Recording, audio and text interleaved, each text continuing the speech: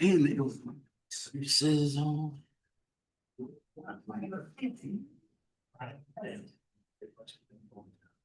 I just asked him, he said, still. Down away from Bill. Hang out. I have. Remember emails and he's like, yeah, mom. And just Google that. You know. What I'm doing, I guess. I don't know. I mean, that's all I can do.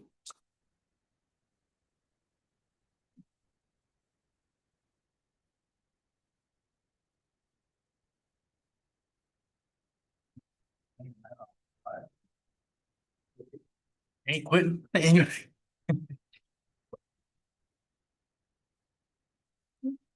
to ask me. Internet is entertaining, Leo. That group is entertaining. Out online. Funny. I did.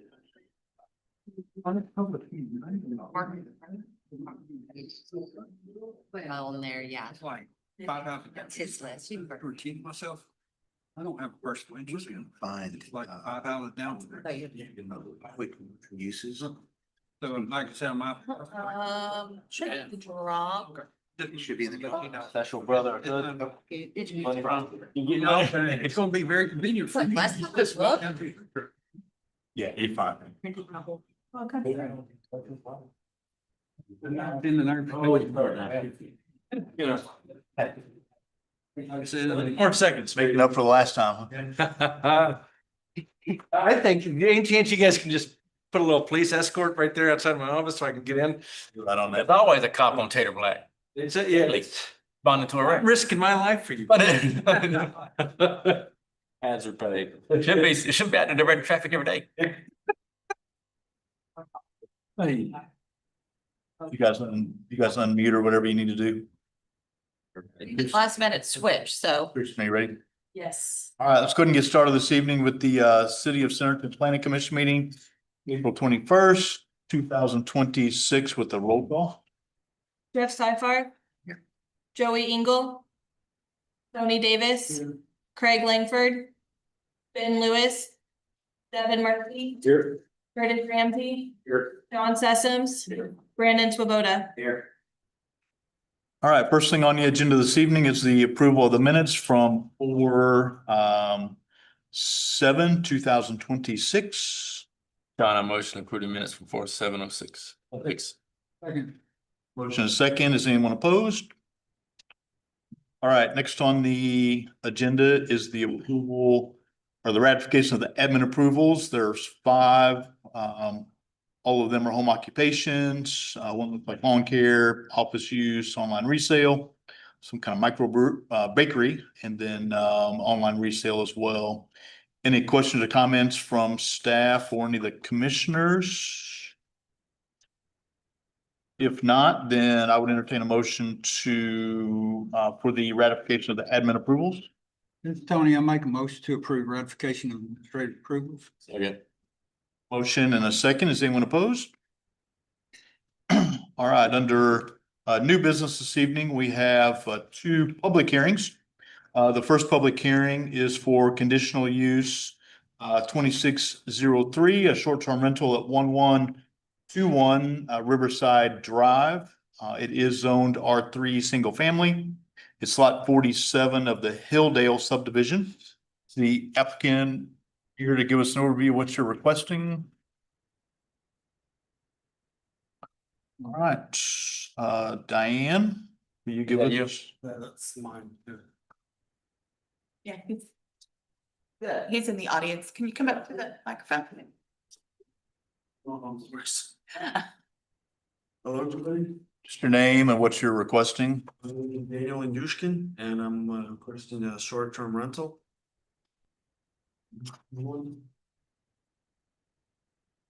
Okay. Diane, Yes, the applicant is requesting a conditional use for a short-term rental. They're at 1121 Riverside Drive. And it is lot 47 of the Hilldale subdivision. And the purpose is to convert their residence into a short-term rental with no structural changes proposed. The home consists of approximately 1,600 square feet, with 3 bedrooms, 2 bathrooms, and a 2-car garage. They did meet all of their public notices, and we haven't received any public comments via email for this one. It is zoned R3 single family, which is intended for detached single family dwellings with suitable lot area.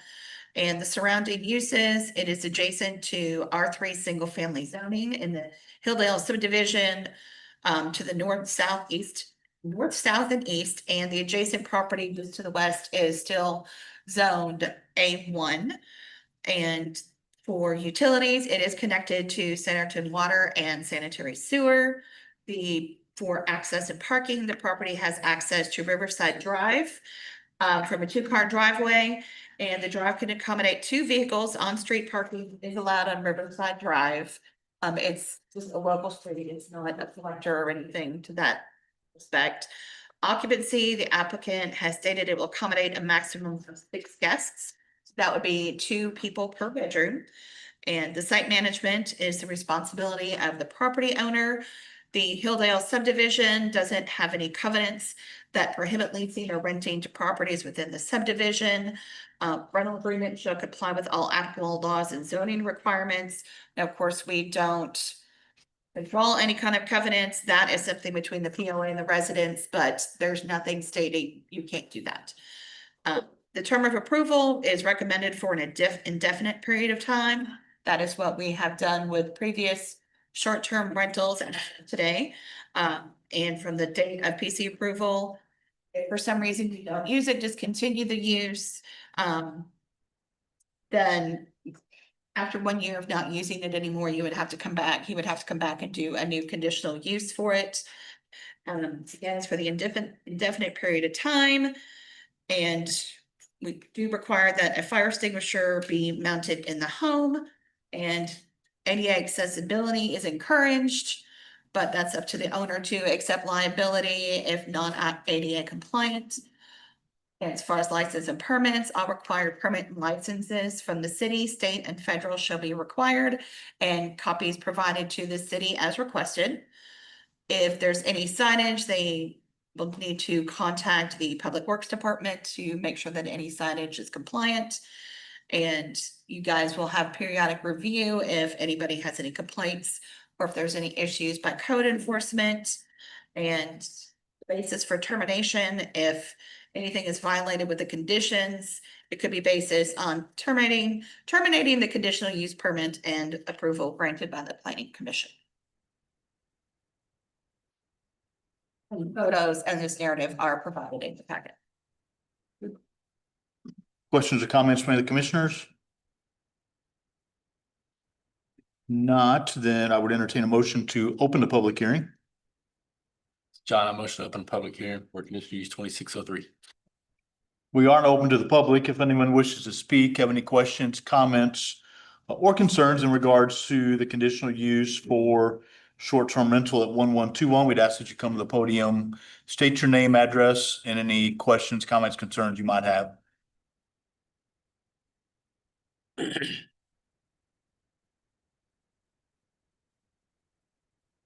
My name's Donna Carver and I live at 1061 Riverside Drive, 2 houses down from the house that's going to be rental property. I moved here from Fort Smith about 3 years ago and chose this community because it was very family oriented. And I bought my home there because I wanted to develop community and a sense of belongingness. And I just don't think short-term rental property is moving in that direction. We have a lot of rental properties in the neighborhood already. You can tell which houses are for rent because the people aren't keeping the property up, as well as the people that own the homes. And several of us are just very opposed to it. And we didn't really know what to do other than to come tonight and say that we're very opposed to it. It isn't what we would choose for our neighborhood. Thank you. We are still open to the public. If anyone wishes to speak or have any other questions or comments, concerns, we'd ask that you come to the podium,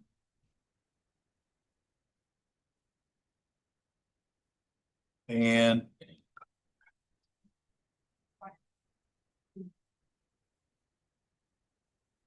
I live at 1041 Riverside Drive, what's your name? Brian Mullen. Now, is it a bed and breakfast? Is it a one to where it's an Airbnb? So he's requesting Airbnb or short-term rental is what we call it. Which one is it? It can be both, so it would be less, I think short-term is less than 30 days, right? So anything less than 30 days, we consider short-term rental. Okay, because on the sign it said bed and breakfast, that's why I really don't want it, because you're gonna have a bunch of kids coming in there partying, and like she said, I don't want the rentals we got now, they're just way too many. They don't take care of their lot. That's basically where I'm at.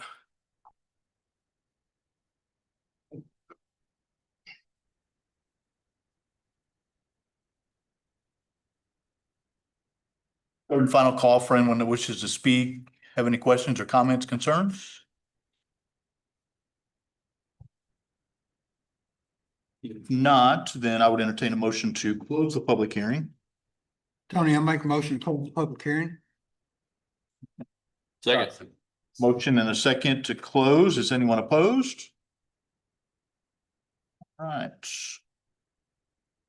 Couple things, and I'll talk about what you guys brought up. So the difference between a rental, which we really don't know who rents places, right? I mean, people buy, then they rent. We don't have any idea necessarily as a city. So the difference here in a short-term rental is actually operated as a business. And when it's operated as a business, that means that it's more visible. And so the owner is responsible still for the upkeep. So the people that are renting the particular property is not responsible for any sort of upkeep or anything like that. The other thing is, this is what we can call a conditional use. And as stated, and the applicant is aware of it, anytime that it's a conditional use, let's say that, 3 weeks in a row, somebody happens to be partying and you guys are upset. Your option is to come back to the city. And you would notify us, and then the conditional use can then be reviewed. And so that's what the part of the conditional use is, which is better than us not knowing that they're going to be doing this Airbnb. So it's operated more as a true business. And so it gives us a little bit more, it gives us the opportunity to see if something is not right within the residence. Okay. And once once we let that happen, if that goes through, does that mean everybody that has rentals can say, oh, we're all doing B&Bs now, I don't think it's a totally different business model. So I don't want to say no, but it's definitely a different way of doing business. So there's a lot of different fees, and there's some other requirements that it's much different. A rental, you pay me the rent, we move on the line, if that makes sense. There's more upkeep for the actual person that owns the building, if you will, or the residence. There's a lot more upkeep and a lot more that they have to do. So it's a much different situation. And that would be the first one in the subdivision. Sorry, That would be the first short-term rental in the whole subdivision. I don't know the answer. That we're aware of. Yeah, I'm not sure, but I believe there's is it Blackstone? I think a lot of the rentals now are owned by a business. Yep. I've heard that many more. But if they're, A business subdivision instead of a quiet family subdivision. understand, we don't have anything that in regards to rentals or anything like that. We don't want to. And if we have a whole code enforcement piece that is responsible, let's say if somebody gets their grass too high, the code enforcement of the city is who would enforce that, if that makes sense. Not anything that the planning commission necessarily does. It all goes to a code enforcement piece if something's not correct in regards to that. And if I may, it being conditional use means conditional, right? There are conditions that the owner has has to abide by like code enforcement and things of that nature, where if there are infractions, then that gets reported back to the city and then they could have that revoked. Versus like a long-term rental or anything like that, that it's up to the renter to then take care of. So there is some protection there about, home condition, grass growing, all that kind of thing that the owner has to be responsible for. And there are penalties for infraction. I was just thinking, once the door opens for one, that all the other rentals will see, well, we're gonna do that too, because we can make more money than we'll have. Then we'll be coming back to you guys constantly for one. It's just. that- Door. That's what we're here for. We have many short-term rentals like this across the city. In different parts of the city where people have done this. And we're not the only city in the area that has them based on a lot of transient people that come back and forth, so. Active covenants. All right. If there are no other questions or comments, that I would entertain a motion for the conditional use 2603 for a short-term rental at 1121 Riverside Drive.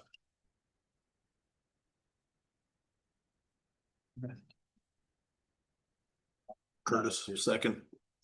We need a I got it. I'll You good? I'll make a motion. This is John. I motion to approve conditional use 2603. Now you can second. Second. We have a motion and a second. Christian, if you do a roll call for me, please. Tony Davis. Devin Murphy, Yes. Curtis Ramsey, Yes. Brandon Swoboda, Yes. John Sessoms, Yes. Jeff Seifer. I'm a yes as well. Thank you. Good luck.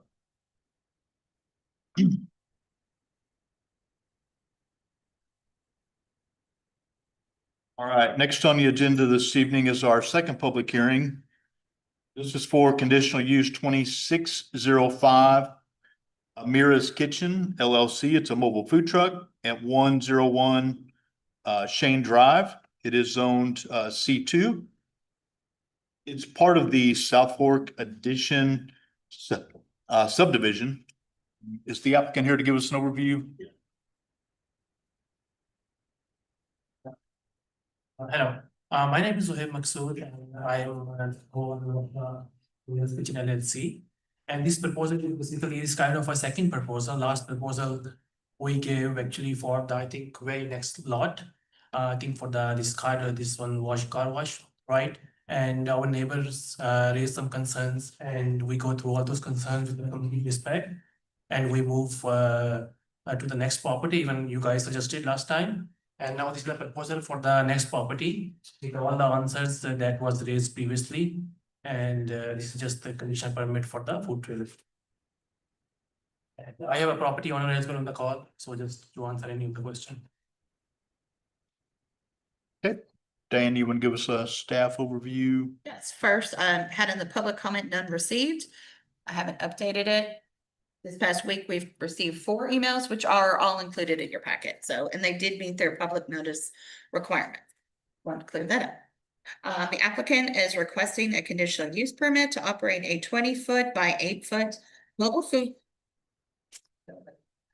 food trailer on the south side of the lot, which is 101 Shane Drive. It is the location of a car lot. And they'd be operating the food truck on the southeast corner of that lot.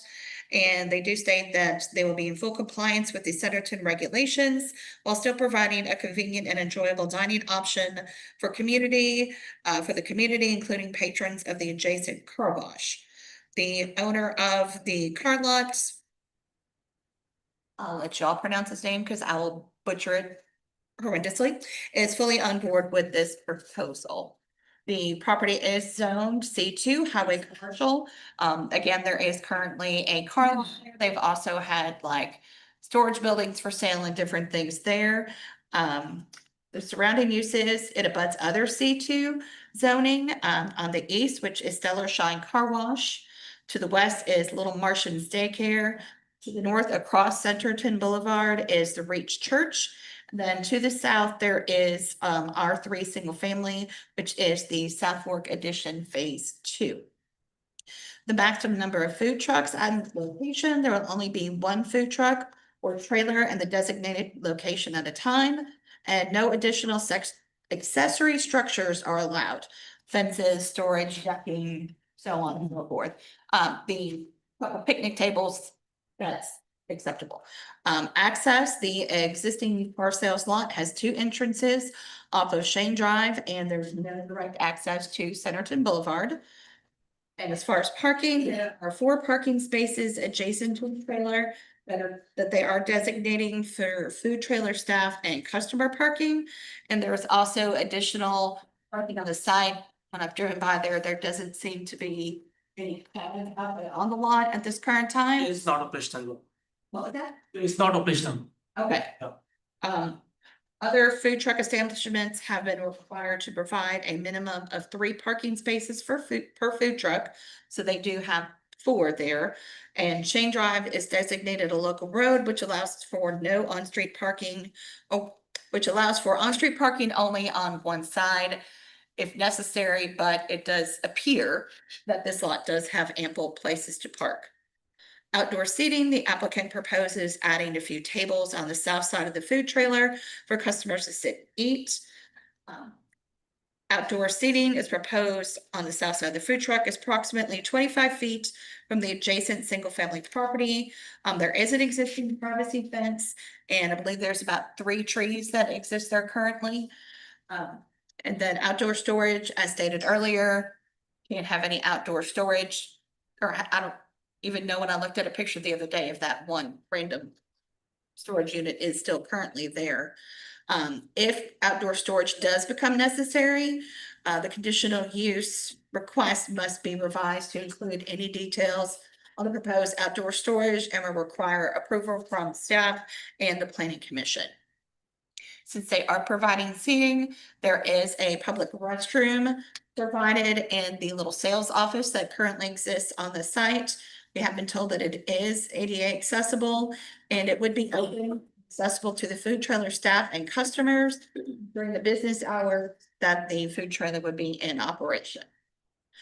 For utilities, the car sales office is served by the Centerton Utilities for Public Water and Sewer, and a new water line will be installed to provide access of just potable water, so they can hose something off, things like that, to be used there. But the truck itself is all self-contained. They will have their own water. They will get rid of any gray water or anything like that off-site that allows that, and also has a grease trap there, so they will not be adding anything as far as facilities for that to hook up except for electric, and they will be installing an electric pole to connect to electricity. The trailer is in a floodplain. However, the contour data shows an elevation of approximately 1,268, which is above the base flood elevation. They have already talked with Alan about a flood permit because it will be required to be submitted after the conditional use is approved. The application has been provided to the applicant, and the city engineer will inspect the location once the trailer is sited on the property. Trash disposal, the car wash and car sales utilizes a dumpster across Shane Drive on the Little Martians daycare property. All 3 properties are owned by the applicant, and per the applicant, the trash enclosure located at 110 Shane Drive, Little Martians, will be used, but they'll be adding trash cans around the trailer and near the sitting area. And these trash cans will be cleaned out on a daily basis or as needed. And the trash will then be transferred to the dumpster located at 110 Shane Drive. Now, all large scale developments, when we do those, do require their own trash collection, either via dumpster with a pad and enclosure or a cart service. Like Reach Church, places like that, a lot of times have a cart service because they're not going to have as much trash as, say, a food service. A food service business would require a dumpster. For PC consideration, allowing use of the existing dumpster as requested across Shane Drive at Little Martians. Like, so these 2 don't have their own. It's located at Little Martians.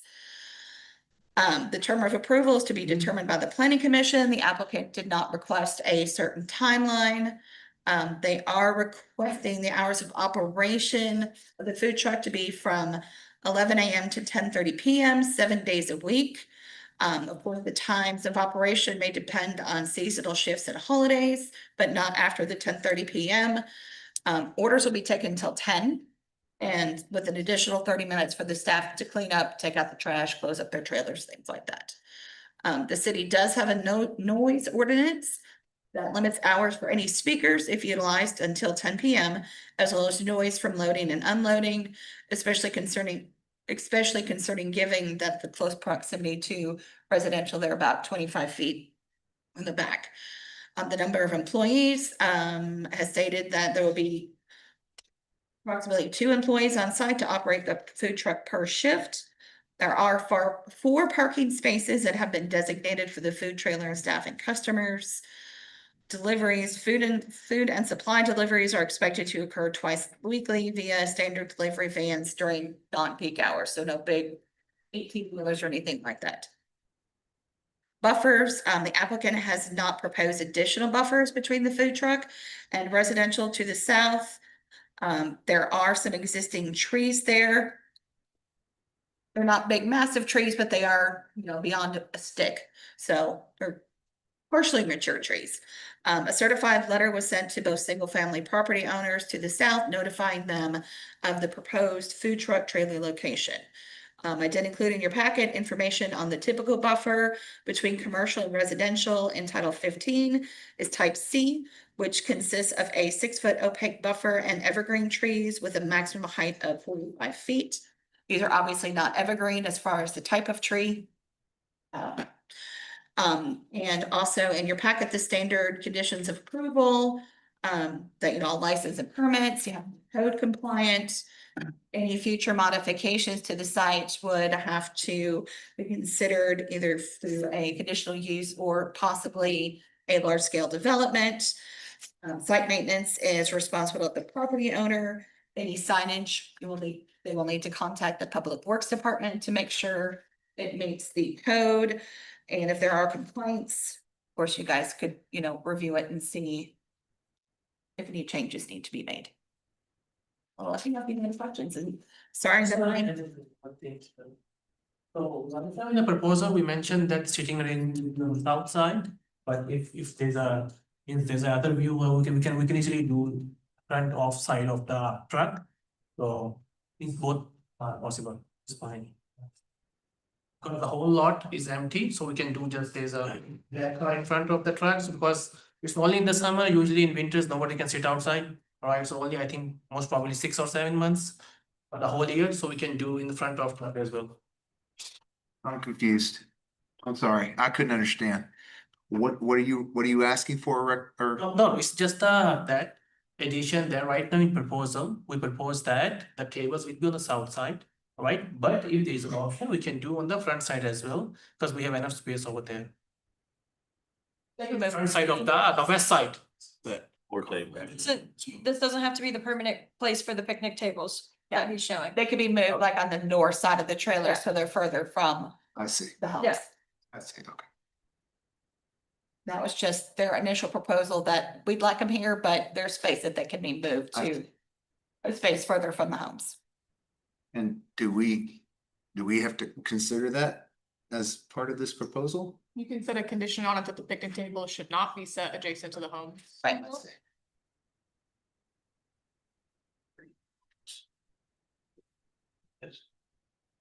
There an aerial map that shows the distance from the end of the south side of that parking lot to the first house? I don't remember on that side. Measured it was 25 feet from the fence line to the edge of the pavement. Because they come down farther on Shane versus Blake, is that correct? The other one was showing it set back on a In that like grassy area. hey there, yeah, they had a little dumpster pad that. Kara's showing it on the aerial in a second. Algae. I think there's one more house on Shane versus Blake that comes down or not? That's, Okay. that would be technically the side of that home, right? So there's only a 7 foot. The fence. or 15-foot setback. Okay, that works. So I got a couple of comments, Joe. Yep. One is, those are not screening trees that meet our landscaping intent. That we would, like anybody else, I would think adhere to. So I would like to see the code or the tree screening to reflect what's in the code. Because as you can tell, those are not screening trees, even though there is a little bit of privacy fence. And also the dumpster across to the Martian daycare is an open dumpster. There's no enclosure. And from time to time that overruns. I've seen it several times myself with my own eyes. So the dumpster does not meet our current code as being enclosed with a screened in, with a gate. So it's basically open for public. Anybody can drive by and dump stuff in there. And then if that property owner, even though he says he owns all three, if he sells that lot, which is Little Martians daycare, I just think that each property should have its own trash receptacle up to code. That's my comments. Okay. I know we're looking at from edge of pavement to the fence, but where is the property line with that? Is it the edge of the pavement? No, the property line would be at that fence line. The Or pavement, the thereabouts. pavement would be off the setback of the fence line with the property line. Why do we have businesses without, that are not conforming to it? There's a great picture right there of the dumpster right there. You can see. How is that not? That's in the right of way. That It should. is in the right of way. That needs moved. I've been there for years. I'm just saying. I know. I mean, not the topic at hand, but still, that's a code violation. But like I said, for that neighborhood, so somebody driving into that neighborhood in South Fork Edition, that is a complete eyesore. So I didn't fence. And this is the owner of that property. So that's just my comment. It needs to be brought up to code. How many weeks ago did we see this? Was this a month ago? Or so? Yeah, it was over on. Yes, about. Car wash side. Right, right, yeah. A month ago? 2 months on I that. thought we said at that meeting that you needed to have a dumpster at the car wash. It wasn't okay for y'all to move the dumpster, put the thing already in place, and I've driven by ever since that meeting and that thing hadn't moved. It's still sitting on that car wash property. I wasn't. The trailer. No, It's not operating. it's just not operating. It's not operating. It's just. Yeah. Just parking. But there's no dumpster. I wasn't here for that meeting, so I Yeah, don't. there's no They dumpster. just got a trailer park. And they got three, yeah. They don't have. So it's three separate businesses. Yes. Each business is, I'm assuming, I mean, I'm not the code guy, but got their license was required to have a dumpster for each business? I know for sure the car wash, car lot. We don't say, well, we say trash containment because it depends on the type of business, on what type of. Amount of trash. But each business has to have their own. But they can have roll-off carts, like the car wash the car dealership at the time may not produce enough trash for. it. Right, so they can have a Dumpster roll. like they've got, yeah, they could But- have. Oh, They have to have their own, is what you're saying. You can't run it across the street to the neighbors over there. And a larger one like that can't be stored in the right of way. And is if the property that we're talking about now that did have cars on it, I mean, I've driven by, I think recently, I don't think I've seen anything on it. Has a business license currently, that property does, It does. to do business under a certain type of business, do we know, or? Well, they should have. They should have a business license. They just recently moved the cars off the lot, so I don't know. There was a business running over there, yeah, the car dealer. Car dealer, Yeah. is it still a car dealership? No, it's done. I think last month. I think they're done with that. But right now it's not operating as a Yeah, business. it's not officially. So are you requesting this as a sole use of this property, or is this gonna be a split use where you're still gonna have cars and a food truck? Is this gonna be a multi-use? For now, That's where I was getting with that question. Appreciate you saying. yeah, so for now, it's not operational, right? So what we have done with the property owner that we can use the half of the one that is from the room till the end, right? So I don't know what's the future plan about it, so.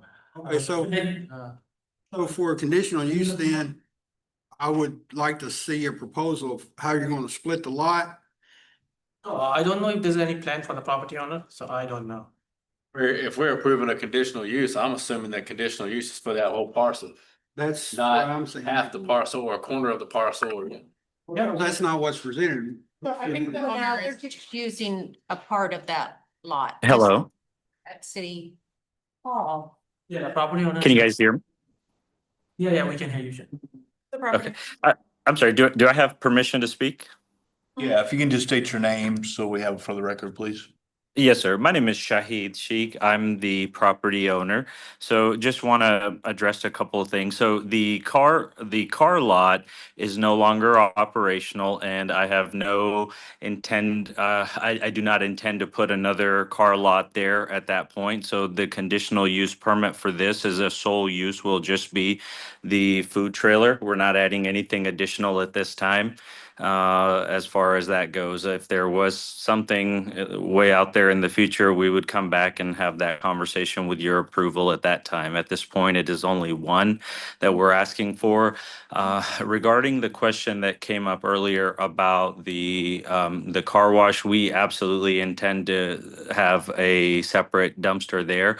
Currently, since we were pending this move, we needed to move the trailer, and that trailer is where that dumpster would go. And so once that moves, that's what we intend to do to be able to move it. Regarding the Little Martians, long before I ever purchased that property, the dumpster was out there as is. I was not aware that that was a requirement as far as a containment. It was operated for years before all inspections with all of the official offices with the city once I purchased it, and over the course of the years that I've owned it, it has not been brought up as a code violation, but we are more than happy to be in compliance, obviously, and that's something I've already taken a note of to get an estimate together to put that inside of a wrap. So I think the concerns that are brought up, they will all be addressed as far as Little Martians and the car wash is concerned too. Do y'all have a formal agreement, or is he just putting the truck on there for right now to see how it works out? We have an agreement. We have an agreement for essentially a 1 year, and then with an option to renew beyond that, depending on how it goes. Does it designate the space that he's allowed to use on that property? He's authorized to use the entire property. As far as parking goes or that, obviously the footprint is very small. We opted with this proposal primarily because of the recommendations from the previous meeting and what we heard from the from your team was that these were kind of the recommendations that we walked away with, that we felt like, okay, this is what you were kind of guiding us towards, so that's why we recommended. But as far as the placement, the entire lot is available, and he has authority to be able to park the vehicles on the other side of that building, for example, or have the seating on the north side if it needs to be. But it will be in that lot only. We will not be intermixing or intermingling between the car wash or the daycare or any of that. It'll be self-contained, and that was a recommendation from the leadership group here in the last meeting. It's a single conditional use for the whole parcel. Yes, sir. So if there is a use that we granted to the property prior, then does he forfeit that? And this take its place? What we've done before in this property is we've done like a business thing, like approval, if I remember right. But man, it's done a little bit. It's C2, right? So they don't. It is commercial. They don't have to have a It's commercial. commercial use if they're doing anything within the C2 guidelines. As long as the Carlo. That is not within C2, so they're getting. Gotcha. Food trucks are conditional.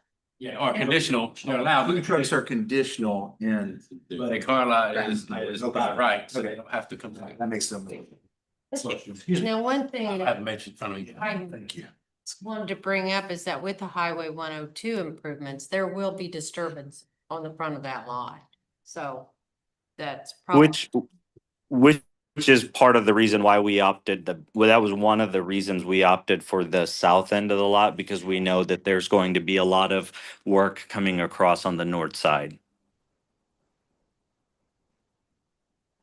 Does the city have any? I don't know how to ask this question, so y'all can maybe help me ask it, but does the city have any kind of a plan, or have we thought through this food truck issue?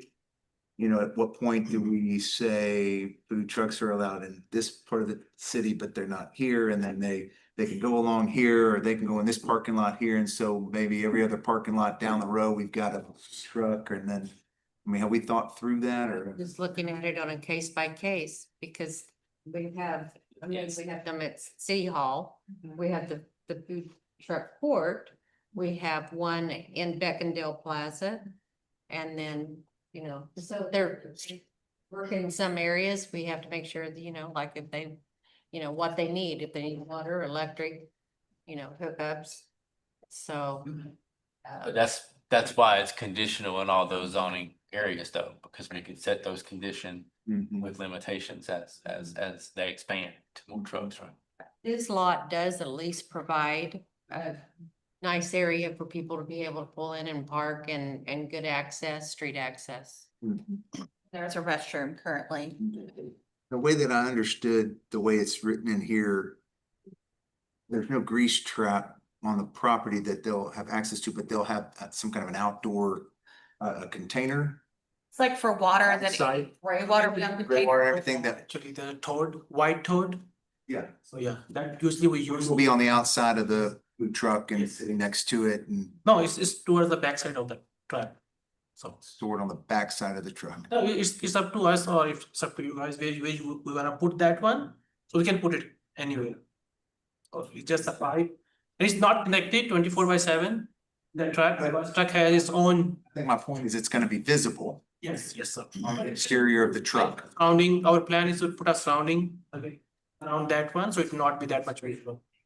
Yeah, the one that used to be at Beckendale Plaza had that same thing. I don't remember. So it may still be there. So Jeff, I'm not opposed to this. I just think that we should put, I would think, be consistent with what we've required other food truck. Other properties that had food truck, we've required them to provide screening, provide a dumpster, and provide the hours. I don't approve of the hours that he's requesting.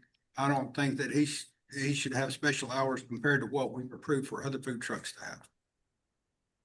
I would second that in terms of, at least if it's not, I mean, this has to be the code, but then everything else needs to be brought to code as an opportunity to, as a conditional, Right. as a condition upon this property, the rest of the property has to be brought to code.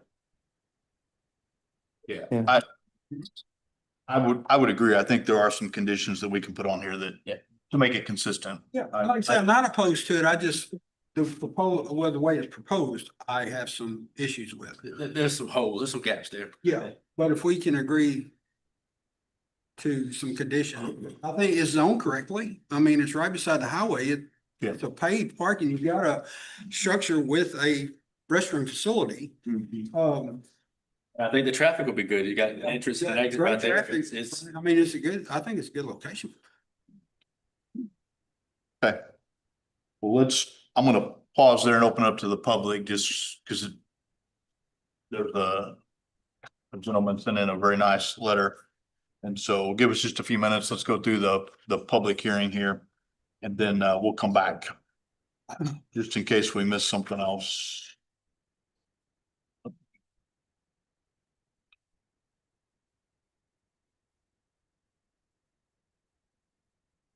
All right, let's go ahead and open it up to the public. I can entertain a motion for the open public hearing. This is Tony, make a motion to CE 26-05. second. Motion and a second to open public hearing. Is there anyone that's opposed? All right, is Mr. Parker here? You want to speak or want me to read it for you? I can speak. All right, perfect. Reginald Parker, I live at 192 Blake here in Centerton. And I'm gonna try to change my comments the way they were written based on the conversation here. As I've said before, I'm not opposed to food trucks, not opposed to new businesses. My father was a restaurateur, so I know what a business can do for a community. But it is about location. And it's about community. And when I looked in the new Centerton brand book, it talked about community at our core. And one of the things it said was the people who call it home will always be the heart of what makes it a great place to live and visit. So as I look here today, it's interesting why I'm changing is because the first thing I thought about was safety. As I was talking with my neighbor, his boys, young boys were out playing with a ball that rolled down to where that first parking space is, out towards the end. And I'm thinking, if they have a trailer there, cars are entering all the time of continuous flow, it becomes a safety issue for the young kids that are playing in their front yard, walking from the Shane bus drop off. Because there's no public sidewalk there yet, and I would guess once the road's done, it will be, they come and they walk across the grass or they ride their bikes when they're playing. So I think first of safety, and part of that being part of the community that the new branding talks about. From there, I also think about just basically, is this compatible for this community? There are a lot of food trucks. Most of them are in mini malls or the Centerton food truck area. It really allows for the safety of the people around it. I think even the design that they maybe have thought about is at the Copper Ridge Center down in Bentonville, where there's a food truck with tables next to it, but it's in a mini mall and 1 block from residents. This is 25 feet from my neighbor's backyard, and his trees he planted a couple of years ago are not fully mature, but also they lose their leaves come October. And there until April, there is no foliage. There is no blocking. There's a 6-foot fence as they noted in their application, but that's not going to block anything. So if you're out there and their kids can't play in the front yard, they sent to the backyard. Now you have exhaust fumes, mechanical noise, and other things that the kids are out playing in. So what's the other thing? They stay in the house. But also my neighbors, you're having a barbecue or something, you want to talk with your friends, your relatives. Now you're out and all of a sudden you're now competing with other noise. You may say, is the car wash loud? Not really, because it's actually further up, further north. So therefore, there's really no issue. But when you're just a couple of feet from young kids' bedrooms, from a house, having cars come in, people sit, they want to stay, have conversations, drive in and out continuously until 10:30 at night. When these kids are going to bed early to get prepared for school, because that's what we do in America. We educate our kids, but yet we have a food truck centered there. And now that they can use the rest of the lot, there may be a better location away from the homes. It gives a chance for kids to come through there until there is a sidewalk, once 102 is done, that they can walk from the bus drop off through the path between the homes and that platform there into the Blake area. But to me, it's about safety. It's about quiet enjoyment of the home when you're there. No noise, no exhaust. Yesterday at 8:30 p.m., I looked out at the car wash from my home and it was dark and quiet. But now I'm thinking another hour and a half with the food truck is going to be there. We also tend to look at what else can go on. Not only the noise, the safety, the mechanical use, but anything else that might happen. Right now, when a storm blows, the trash in the area blows all over the neighborhood. I'm out picking it up. So it is a concern about trash. and making sure it's secure every night, and that there are not odors that are blowing across the fence that we smell from that area because of trash. So when I look at this, and I just want to wrap up by saying, we want all of Centerton to grow in a way that stays true to its new brand, and I'm asking the commission to help maintain this high standard by making sure the location is used in a way that is truly compatible with the community. You are protecting the peace and the safety of the people in the neighborhood who call it home. Thank you. Thank you.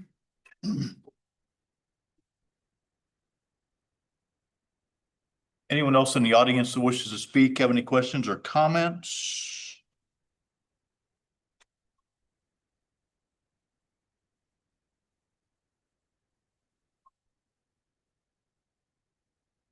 I will paraphrase the other two that we received. One looks like it's from Mr. Hooper, which I believe lives your neighbor, or he might be across the street. Similar, I'm gonna paraphrase because it's very similar.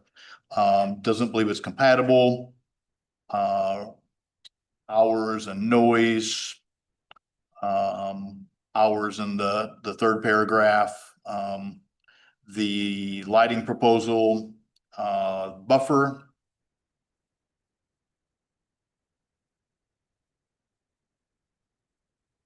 Safety from a suggested cone perspective. Question about what the floodplain really means, which I think there's some updated things that will happen there. The restroom. Trash. And the design.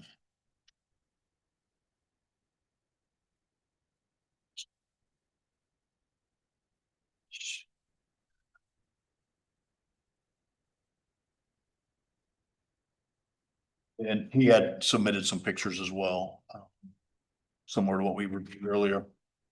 Then, it's like Mr. Google also lives on Blake Drive. I do not have his address.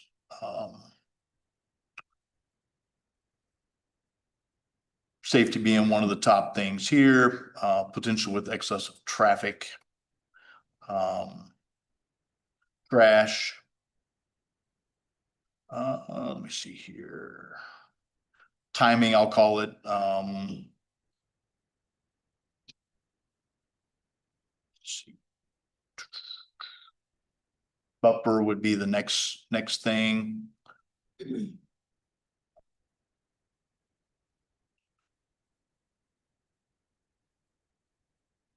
Talks about how they're going to maintain water and sewer.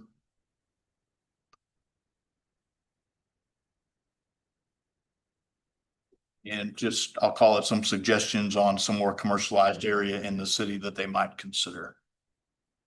Probably the best way to summarize the notes.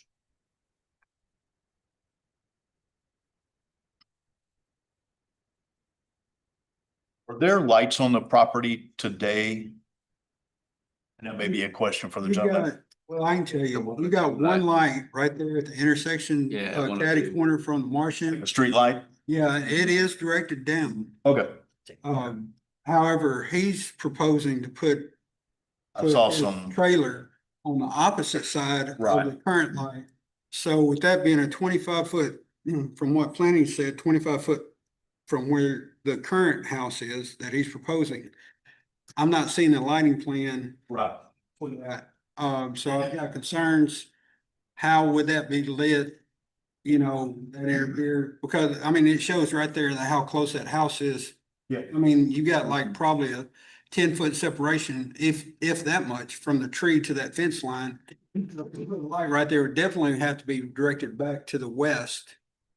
The lighting will begin to face cut off the night. also had- Property owner. I also had concerns about parking there with the lighting and headlights right at that house. Well, like I said, the There's a- current light. There's a little bit of a works have to- pavement there, but still, I mean, Hill, but I mean. you got 10 cars parked there showing their light. ones. I think the whole lot is empty, so we can go to the north side as well, whole lot is empty. But this is just part of the lighting conversation. Yeah. And although. Regardless if the trailer remains at the proposed location or moves, is that north, like towards the North would be the street, yeah. north? Highway. Lighting's still an issue, right? Unless they put it in the northeast part of the corner. Well, I'd like to see a lighting plan. I mean, before, The only light that's there is, would be, on the corner, On that right corner, there, that at northeast corner. Blake, or at Shipping Yeah. and 102, right there in the Yeah. corner. And like I said, that light works half the time it doesn't, so. city on that. All right. Well, I'm you're gonna- right away, so. I'm gonna make a final call for anyone that wishes to speak or have any questions or comments. See it right there. And then I would entertain a motion to close the public hearing. John, I motion to close the public hearing for conditional use 2605. Curtis will second. Motion and a second to close is. All right, and I apologize, I wasn't here for the first one, so I'm gonna try to walk through a few things. Well, we're at a different property, so you. I understand, but it's 6-1 doesn't another. They're very similar. And I don't want I don't think we should consider the dumpster at the other, at the daycare as part of this conversation, okay? If it's not a code, great, not our responsibility. If they want to use that one, then yes, that's a whole nother story. But today we shouldn't consider that as part of whether we say yes or no, just because they might be out of compliance as we kind of walk through some things here. I'll think about some of the questions and concerns. Compatibility wise, I personally think it's some sort of restaurant there would be compatible. Now, is it a food truck? There's nothing that says I can't go build something in that little building today and put a blue out and start a restaurant, right? So it is commercial property. And so whenever I think about it, we designate it as commercial for a reason. It's on a busy highway. Okay. And so from that perspective, I think that it's compatible in a commercial sort of sense, okay? Again, I go make the small building a restaurant if I want. Could we see the C2 uses? Yeah, restaurant would be in a C2. Restaurants in C2. But I was trying to look at Restaurant. the intensity of It's the our highest. food truck versus what's in C2. Right. Deal? It's a lot less intensive. But you're talking about coming before us with a large scale if you were going that route compared to what we've got here. We would, we'd have to have a lot. I'd have to have a license. Well, if they reuse that as it is currently. My concerns are. Yeah. And we're gonna get there, okay? I'm just, the question at hand is some sort of food establishment, I'll call it, okay? Is it compatible in a neighborhood location where there's commercial property next to a highway? And I'm gonna have to say that it is. I agree. So, that was one of the questions that came up. Now, is it presented all buttoned up to where it would be a good neighborly business? I think that's where our concerns are probably the highest right now, and I would agree with that. 25 feet is normally a pretty good buffer, but the way things are laid out, I would agree there are some potential concerns. Understanding that the highway may be another 2 years, maybe Plus. more, Going. at least a year. Well, they're gonna start moving utilities, Okay. so there's construction starting. Okay. Utilities already start. Acquisition's completely done. And help me understand what the impact would be for this property. Are we talking 10 feet, 20 feet, 30 feet, 50 feet? What are we talking about? You won't even see what the impacts are. It's gonna happen closer to 102. So pretty much the widening, they are using the full 50 plus a little bit more. So like the ditches that are gone, that's about where your limits are. You think that side here, they had to take down the police sign, but the fire sign's fine. Yeah. I think that's that's. We're far enough away. Yeah, It's I think not that's gonna my- impact that big. I think that's my point, is like, I just want to get a realistic picture about the impact we're talking about on this property. Their concern is probably having the food truck right next to all the piles and the equipment and all that, but it's really not that Yeah. impactful. Want to do it on the north side. But I think there's a couple concerns as we proceed, and we would just need some guidance from you on whether you think it's something that would be compatible, if you will, with the area. The first one is the lighting. And I think there's two forms of lighting. We call them two forms. One, I'm gonna call it direct lighting from vehicles, the way that you have it laid out, with those vehicles pulling to the south with their lights on, potentially leaving them on for 5 to 10 minutes in my mind, if they're waiting or ordering, maybe longer, that would then be directed up to the property that's closest, okay? So the way it's laid out with the vehicles facing that way with zero barrier is probably not gonna, it's not gonna pass tonight. I'll just be honest with you. So that's the reason I keep coming back and asking a few questions about the north part, where there's actually more visibility in my mind. And if you have use of the whole lot, I don't think I'm saying it has to be all the way to the, to the north. Maybe it's on the other side of the building, in which then you have more ways to hide it, if you will, and then people could potentially park in the middle like those three are, potentially, to the north. And then I think you lose less visibility to the residents, and you gain more visibility to the highway. So I don't know if those are conversations that you had with the owner. The statement was you have access to the entire parking lot. So is there an opportunity for you to go to the north side versus the south side? I think the street lighting off of 102 and that intersection as well probably bodes better to have it more lit up if you're on the north side of that property too. Shahid, are you on a call? Oh, sorry, hold on.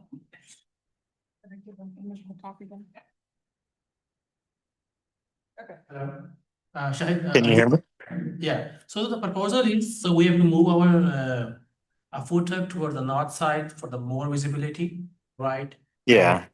Yeah, so. Yeah, so we don't, as far as from an owner's perspective, for me, I don't have any concerns with that. If this is what our leaders are proposing as an idea, to be clear, I know one of the gentlemen said maybe he wasn't there at the last meeting. This layout and this location and the way that it was kind of put together literally was discussed in that previous meeting, and these were recommendations and ideas that were generated in that meeting. And so we aligned the layout per the guidance that we received coming out of that meeting. And so if what we're hearing now is maybe instead of that, we need to go to the north side, we're not opposed to that. I'm not opposed to it. I personally like that idea more. I just think that every time we come and have a meeting, if we're continuously getting different set of recommendations and we're trying to comply and abide by all of those recommendations, then I mean, it might be a year before we ever even open the restaurant. So from a business perspective, I would say, as a business owner myself and as the property owner and someone who's invested in Centerton, like I'm for the idea of on the north side, if that helps alleviate some of the stressful concerns from our neighbors. We're for that. I think that's a great idea. I'm fine with that too, if that facilitates us being able to get the conditional use permit. I have a question. When was this car lot closed? You said it was I received their notice about 4 weeks ago officially, but they had shared with me their intent to not renew a lease agreement probably since before the last meeting even. But they weren't sure when they were going to look at moving. So, yeah. It's my understanding and Devin, validated that as well, that some of the recommendations given last time were because the car lot was still in use. You can't change the game when you came back today, so therefore your recommendations will change. Yeah. Well, yeah, and and like I said, I don't necessarily, I'm not saying one way or another as far as the game is changing or the rules are being changed here. What I'm saying is that what, Well, that is what you just said. We could play it back. That's what. no, what I stated was, or at least what I intended to state was that in this design that we submitted, this design came out of those discussions that we had previously, and that's where we were. And so the fact that now we're saying maybe the north side, we're not opposed to it. We're perfectly, that works fine for us as well. Thank you. How about hours of operation? Let's say starting at 9 o'clock. So one question that I have about the hours of operations, because we looked around at all of the other food trucks in the surrounding area, and so the timing for the 10 o'clock closing time was aligned to what other food truck owners have been approved for. And so if we're looking for consistency, then I guess that's where I would say is there a guidance from the city that says, hey, nothing passed here. And for example, Desi Bites was approved and their closure time is 10. And I think that's what Zohaib had proposed was 10 PM. So whatever the consistency is that's been approved across the board, we will comply to that happily. So is the current hours of operation for the Centerton food trucks area 11 AM to 8 PM and then 11 AM to 6 PM? It may not be what they're, Double checking. may not be what they're approved for, though. I don't think I've ever been by there. Do we know what they're approved for? Tara's checking. Okay, thank you. But even then, A minute to find it. We appreciate you, Tara. Thanks, guys. All right, we'll come back to hours in a second then. Now I have it. He has it now. Would you like to be recognized? Individual truck shall operate between 6 AM and 10 PM, 7 days a week. They're not directly abutting residential though. I was gonna mention that this is a little bit of a unique circumstance that it doesn't abut to residential property. It abuts to a Harps and a field. Yeah, Harps Yeah. closed at 9 right across the street from, they close at 9. So I think we could start with this, that's what the other food trucks do, but then if we want to put a condition on there based on its uniqueness, I think we should. That's what he needs to understand, that consistency is not necessarily the case on a conditional use. That's why we're. The condition, right? Sure. No, and as far as the food park is concerned, totally makes sense with that perspective. But there are other food trucks that we also looked at to get guidance on what would be appropriate. So what I'm trying to share with you and provide context for is that we researched and we looked at what other food truck operators, and some of those are backing up to neighborhoods as well. And places of residence and that. So we looked at those for guidance. If that guidance needs to be adjusted as part of this conditional, we're definitely open to that. I just want to give you context and our neighbors context that we didn't just, hey, here's what we're going to do. We looked at and saw what was happening and what time were allowed for others, and that's what we went with. Can you live with 9 o'clock to start out? Zohaib, I'll let you answer that. The weekdays we can do, but over the weekend, at least we can do more time. You can always come back, okay? I mean, if this thing gets approved and you've got the happiest neighbors in the world, they eat at your food truck once a week, then maybe they're like, hey, we'd like to eat at 9:30 or 10 o'clock one night. I think we have to come up with a common place for us to start. And again, that's the reason of the condition is we listen to what the residents say, but we also understand the compatibility and some other things. And so if you guys can live with 9, then that may help us in our consideration this evening. I think nine, we'll take the in line, but clean up and everything, we just need a little more time. Hours of operation would be when you're open, so that would be 9 o'clock. Till 9 o'clock? Yeah, yeah, we would still have extra time to clean up and that, as long as we're closed and not open for business after 9 is what he's saying. Correct. If the trailer was moved to the north side of that building, okay? Then is there any buffering requirement? Cause it's so far away from the. Well, I think those are things I'm getting there. Okay, We'll get there. cool. Well, Because Temporary construction easement. Through there. Where did I go down? Let Alan look at it. I just had it. Hurry up, Tara. You find that too? I don't think we have those in our files. Yeah. So it takes a So- lot longer to find. I don't wanna go. So one quick question for you guys while we're looking that up. So if we move it to the north side of the building itself will also be a buffering agent. Yeah, we're gonna talk through buffers here in a second, but if the temporary construction takes up 3/4 of the parking lot, then it may be a moot point. So if you'll bear with us for just a second. Sure.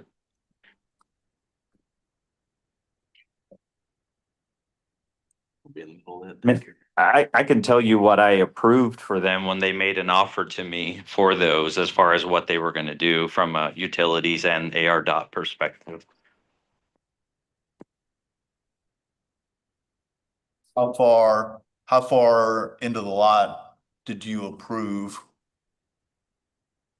They will not touch any of the parking lot space. So from the north side, what I signed for and the amount of land that I sold comes about a foot from the edge of where, like if you zoom out of that map, where the north edge of the parking lot, that will not be touched at all. So I will not have any impact to my business or my parking lot in any way at all, based on the agreements that we signed and we've been compensated for. What about utility relocation? The utility relocation is going to be in the back, the south side, and it's going through that grass spray. So interestingly enough, I haven't seen the full details from them, but those 3 trees that are there, I believe those are going to get impacted at some point anyway, and then they'll be replanting and putting those on from that perspective. But as far as I know, there is, from the discussions and what I signed and approved, even the utility easement will not take away from any of my space for this purpose. Good. Yeah, good for you. That's a big difference. If it's going through the south, then you don't want your food truck. Yeah. South. Okay, thank you for the details. Got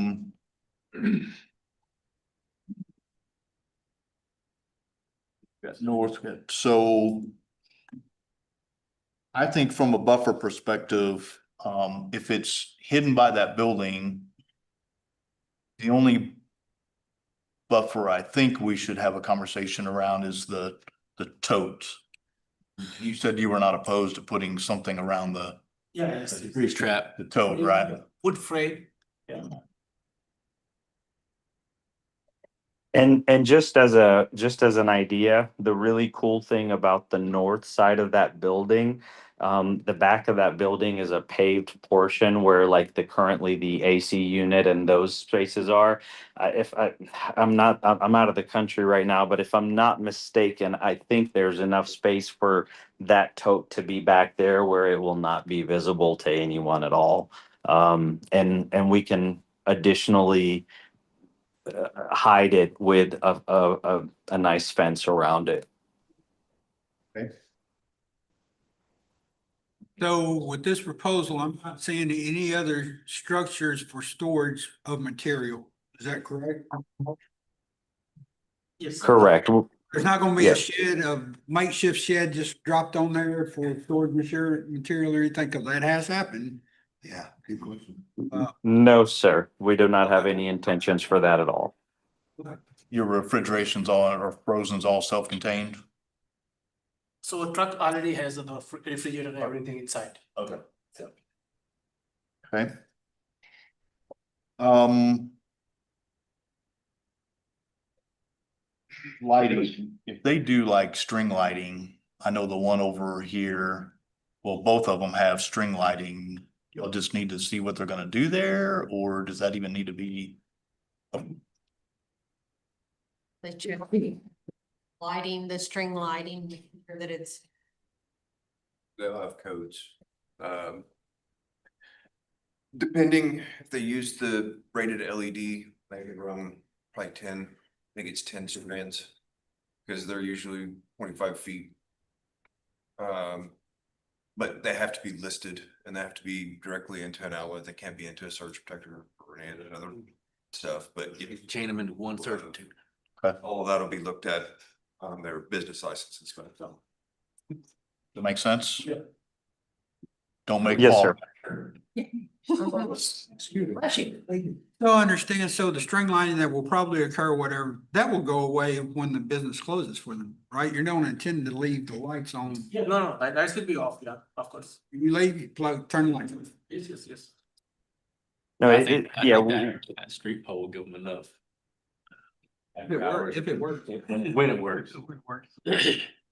we will have the same guidelines as we do for the car wash. And in fact, our great neighbor in the back, the gentleman who spoke earlier, he and I had a really great conversation when I first came over there, and we changed the hours of the lighting. And so it completely shuts down. So we're not creating a nuisance to the neighborhood with additional lighting. So this will follow the same rules. And once we're closed, all of those additional lights will be turned off for the whole night. Okay. And then I think dumpster is another conversation that we need to have, because I don't think the dumpster at the daycare facility is going to be something that the commission is going to allow for. We will put a dumpster on site per your recommendation. No issues there. Make code. I was gonna say, does a food truck require some kind of trash collection, right? Or does it have to be a dumpster or? You know? Is that a city code issue or is that an issue? I mean, you don't want a trash cart that dumps over. I think there's a material base for organics. I know Okay. in a retail store, if you're dumping organics into the waste, you have to have a certain type of container. It can't be plastic, it's gotta be metal. What if they're doing it just for plates? Big containers, yeah, but Well, I just didn't know if that's something we have to set, or if there's a city ordinance for that. The city ordinance that has to be, that any kind of dumpster has to be screened behind an enclosure. So if they say with what their weekly production is just a standard rollout cart, they can use that, but it still has to be in a screened. Yeah, it can't just be sitting on highway edge or something. You can have trash, they have picnic tables. What's that? They'll have trash when you're on a picnic table. Yeah, they'll basically have two bins, they'll have regular. That's still have trash cans for. All right. Is there anything that I missed? Okay. North side, 9 o'clock. Code that will be with some sort of surround, possibly even hidden and surround, which is better. Lighting is not gonna be crazy lighting necessary now, and the dumpster. Do you want to say northeast side? I have to be specific, if that's what you're referring to. Yes. Yes. I'm good with that. Yeah. too. Yeah, the northeast side is good. I just have one question that I want to ask for clarity. I'm not asking for direction for your perspective, I just want some additional clarity or some consideration. The 9 PM is fine. Would you be willing to consider Friday and Saturday to 9:30?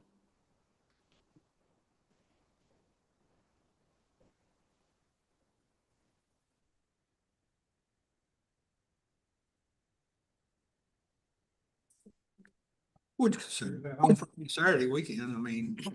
Brandon, you good with that? John? Yeah, I think I'm good with that, and that's something that we can revisit. If neighbors have complaints or whatnot, then we will bring that back and adjust that time. Thank you. And Jeff, another thing to consider is also a timeline. They haven't specified one, but that's something you guys can set. I'm going to recommend a year, but we don't have to see it in a year, do we? Or If they want to go further than a year, then they would have to request approval for an additional year. after a year, Staff could renew, right? It's automatic. It's come back every year, right?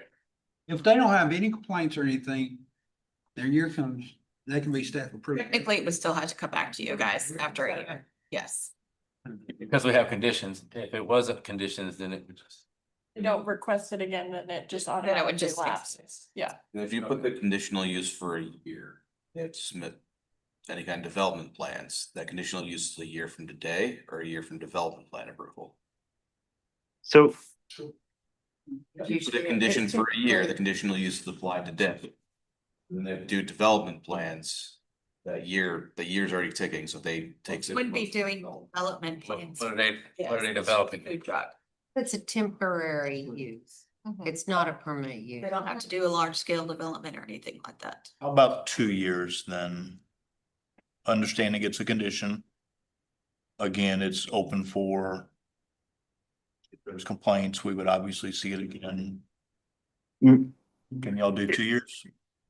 if I may ask, humbly request from y'all, most small businesses like this, that if they can make past 2 years, they're going to be fine.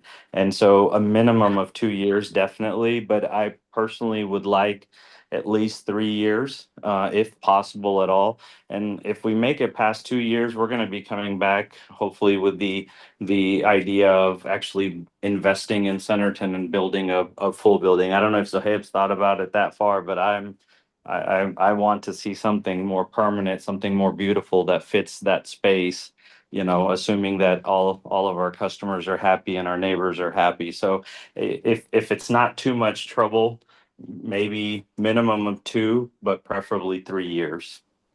Okay.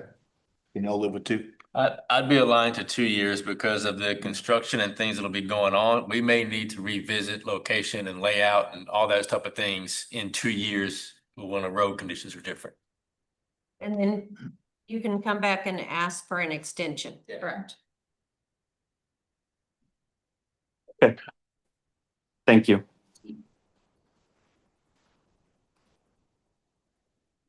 Mr. Parker, just want to make sure I didn't miss anything. I tried to go down through the list that you guys. No, I think everything except the concern with the cones and the safety for the kids, just making sure that however traffic is going to be aligned, that it's done in the same manner. Yeah, so. Today.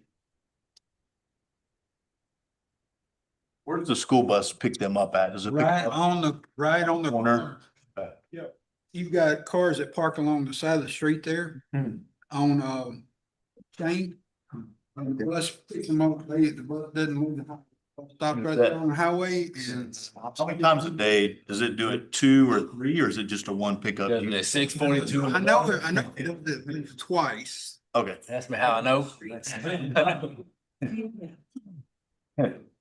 Usually 4 times. So Depends on the age of the kids. what if we, Not at my house. what if we requested a sign, During times where, you know, it's not their business. except in the afternoon? The afternoon, they would, It's I mean, in the middle of the afternoon.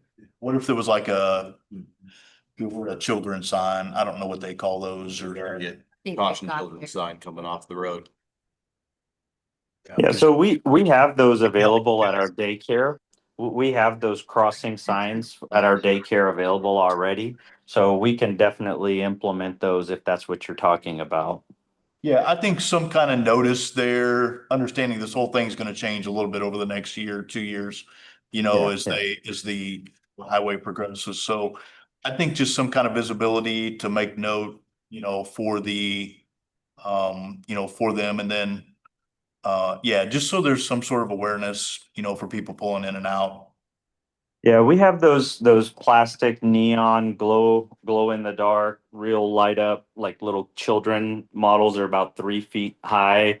That say, caught with a caution sign. So we can place those on our side as well as I can place them on the daycare. So it'll be on both sides of that entrance coming into the neighborhood. So it'll be clearly visible for everyone coming and going. Okay.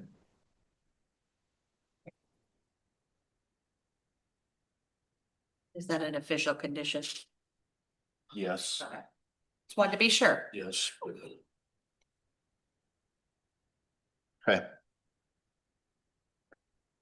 Any other questions, comments, concerns from any of the commissioners?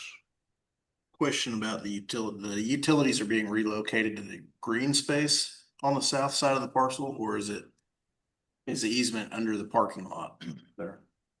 My understanding is that easement's gonna go through the green space. But when they do the work, they're gonna be accessing through the parking lot, so they've got a little bit space coming onto the parking lot as well. Just during the construction phase.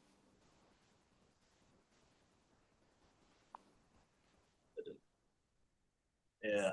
So it shouldn't interfere with it being on that north side of The screening is what I was getting at, if they're gonna have utilities under there.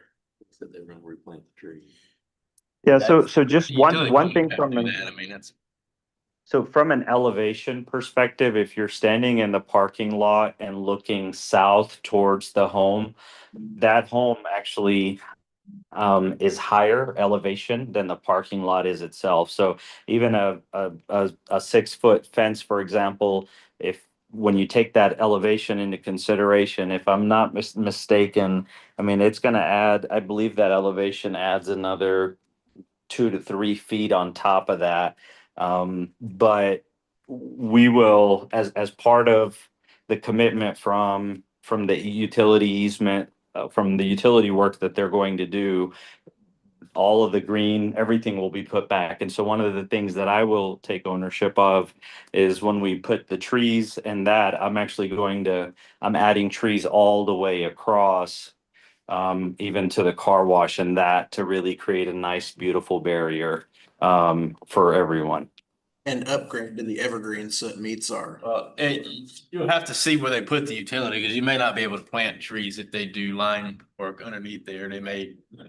Yeah, I mean, I have intentions, so let's see how well my intentions align with what they do. Okay. And you might be able to, it's just, we don't know until they lay those lines, what can be planted there. So I hate people put trees in easements, but I get it. Okay. If there are no other questions, comments, or concerns, then I would entertain a motion for the conditional use 2605 for the Amira's Kitchen mobile food truck at 101 Shane Drive with the conditions that were stated and agreed to. All right, I'll get this one. I'll make a motion to approve condition 2605 with the conditions to be put that the trailer will be on the northeast side of the parking lot with the vehicular lighting for the parking lot that pulls up to the business, not to be oriented to the south. To have the dumpster placed to meet code. The hours of operation are from 9 a.m. to 9 p.m. weekdays and 9:30 or from 9 a.m. to 9:30 on the weekend, Friday and Saturday. And the lighting proved to be approved by the planning and fire department, and the safety signage noting potential children at play. And the grease trap, or what do you call it, the grease tote. the grease tote to be enclosed. And the hours were from 11 a.m. 11 a.m., okay, 11 a.m. to 9 on the weekdays, 11 a.m. to 9:30 on weekends. And 2 years. For 2 years, for a period of 2 years. This is John. I second all that. Repeat it? I'm not gonna repeat it. I wrote it. I second that, and in addition to adding for the lighting, the city planning and the fire department sign off on your lighting plan. Motion and a second. If you'll do a roll call for me, please.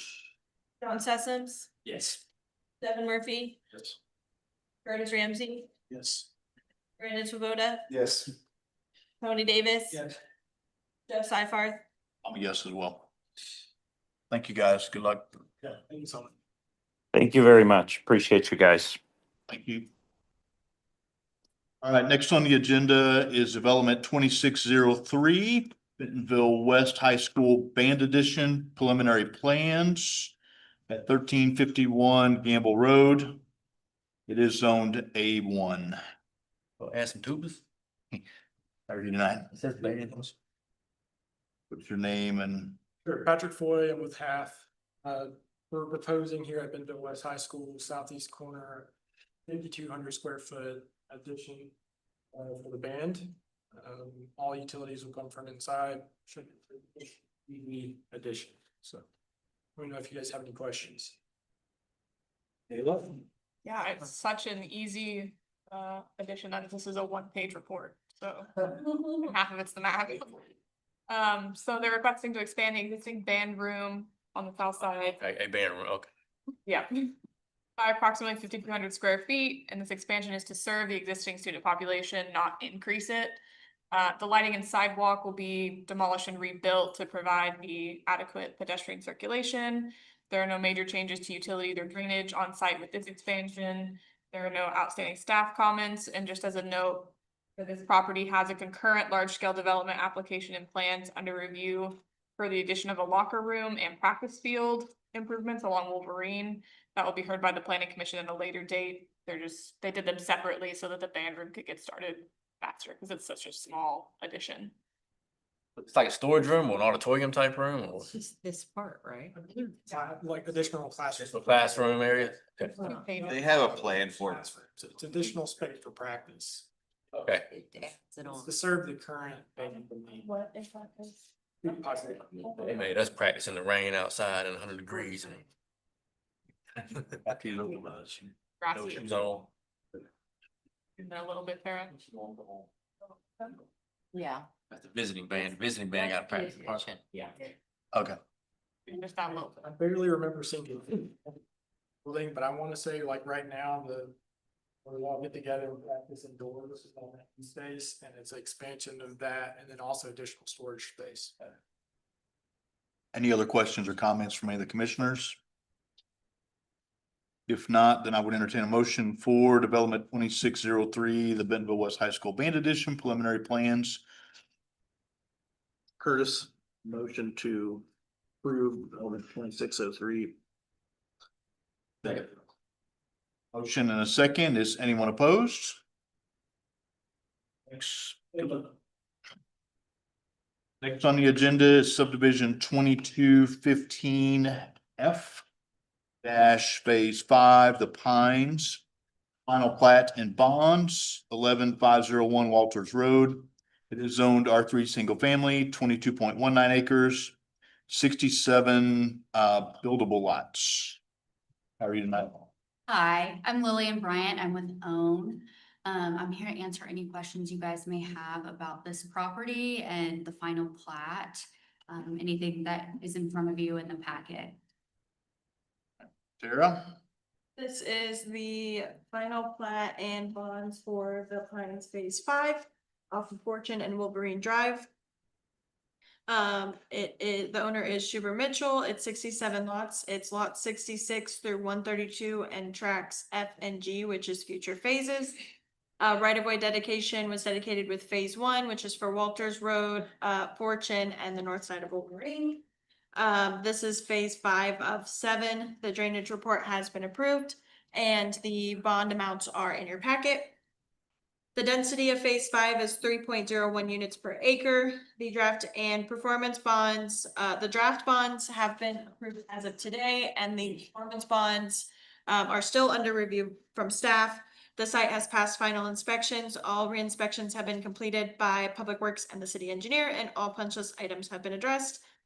All street improvements have been completed along Fortune Road, Wolverine Drive, and all local streets. Just as an FYI for you guys, there have been some changes from the approved plans. One of those being the encroachment of sidewalks and landscape easements. So as part of the final plat review and final inspection, variable width access easements have been added to the curved portions of intersections. This is just showing one intersection, but it's at multiple intersections. These easements have been added to accommodate sidewalk infrastructure that encroaches into adjoining lots. This adjustment does not alter the overall layout, density, or the use of the development. It just gives an understanding that the sidewalks as they were built in construction were not as the way they were approved with the IFC plans. There is also an addition of a landscape easement along the north side and the south side of Fortune Road. The inclusion of the landscape easements was necessary due to the location and the configuration of underground and overhead utility infrastructure within this corridor. The presence of utilities limits the ability to place the landscaping in the approved locations to follow the standard street section within the right-of-way. The landscape easements provide a designated area to accommodate required landscaping improvements while maintaining adequate separation from utility lines. The final plat also states that fences cannot be built within that landscape easement to ensure that the plantings ripple. So you can see on the south side, there's a utility easement. We've gotten approval from Centerton Utilities to allow for the landscape easement to be on the south side, and it encroaches about 5 feet into the utility easement, and then it's 5 feet on its own. So 10 feet total of a landscape easement on the south side. And then on the north side, it's full 10 feet outside of utility easements. So it encroaches on the building lot? Yes. As stated before, final site inspection was conducted and approved. Covenants were approved with phase 4.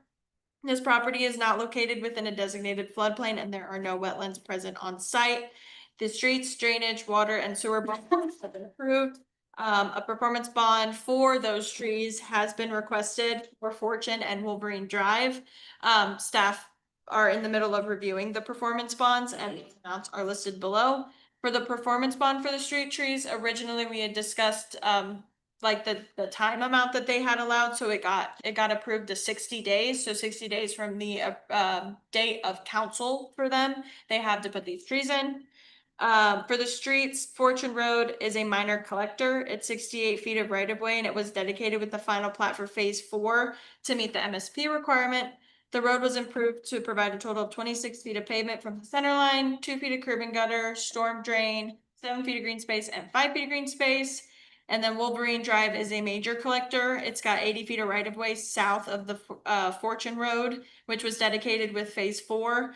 The road was improved to provide a total of 26 feet of pavement from the center line and 2 feet of curb and gutter and a 10-foot sidewalk and 10 foot of total green space.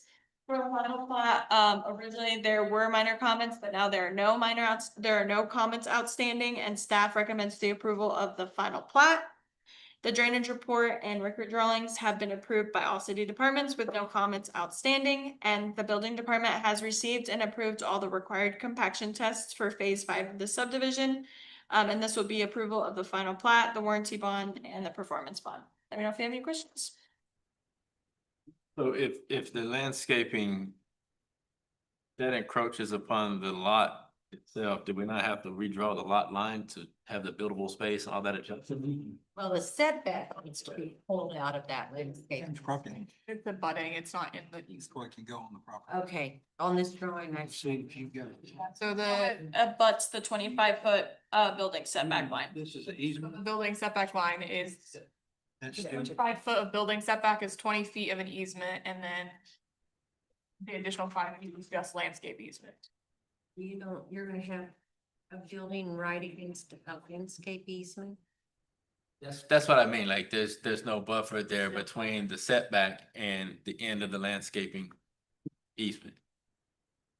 So I could put a brick. That's the way that we landscape discussed it with Centerton Utilities and the way that we talked about it as well. So if that needs to change, then we'll have to discuss it with the engineer.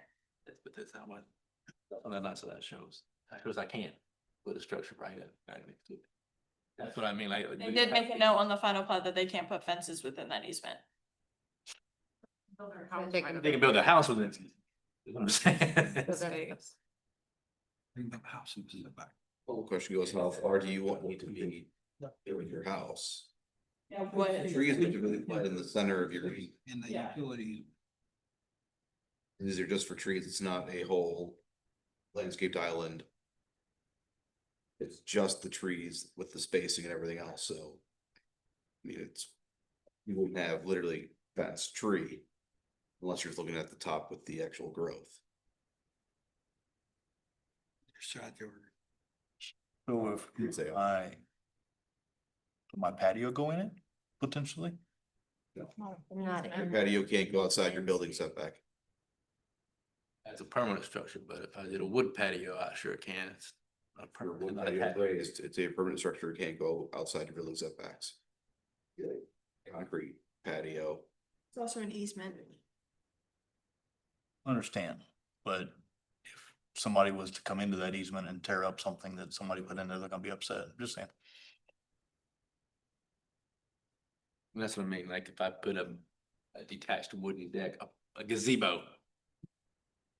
It's not permanent structure, but And it would need a it's building gonna permit. be, it's gonna be an easement. Yeah, the whole no fence thing becomes. But how does that change the location of the building setback? People can still do that. I'm not understanding changing the building setback. putting Well, you're right, because that would be permanent, that would be permanent. Setback. People can still put a gazebo in there if the building setback is offset by 10 more feet. You can still put a gazebo in there. I don't know how that affects the building setback line. But if that's something that wants to be changed, then we'll have to talk to the engineers about I'm it. just asking, is would it have to be changed? I don't know. something in the landscape easement, it's just building a home, a large structure that close to tree plantings. But I mean, And then in scenario, in 20 years, when that little bitty tree is now a big old tree, yeah, who's and responsible? you've got 10 feet. I'm, in the tree. I'm within the setback, I built within the setback, and the city planted trees that encroached onto It's my. still your property. It's still, exactly. It's your property. That's what I was telling you. It's still your property. You just got an easement on it. Your property line goes to your property. I mean, in the easement, it encroaches on your property line, right? And it just gives that utility right to maintain their asset. Proper terminology. Is their lines, yeah. I think it's the no fence causes more confusion than anything, but.